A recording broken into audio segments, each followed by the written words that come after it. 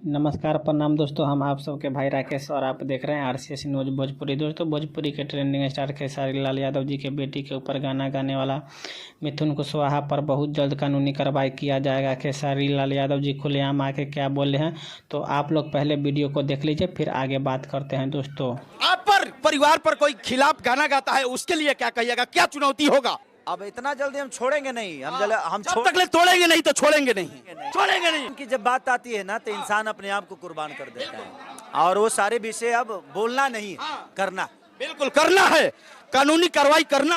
अब वो तो बात की बात है, वो क्या होने वाला है वो तो भगवान वही जानेगा और हम जानेंगे। तो दोस्तों, आप लोग सुन लिए खेसारी लाल यादव जी क्या बोले, उस पर कानूनी कार्रवाई भी होगा। और क्या करेंगे नहीं करेंगे वो तो अब पता चलेगा उस लड़के को जिसने गाना गाया है, मिथुन कुशवाहा लड़का ने। तो अब खेसारी लाल यादव जी बिल्कुल नहीं, जब तक तोड़ेंगे नहीं तब तक छोड़ेंगे नहीं, डायरेक्ट खुलेआम आके बोल दी है।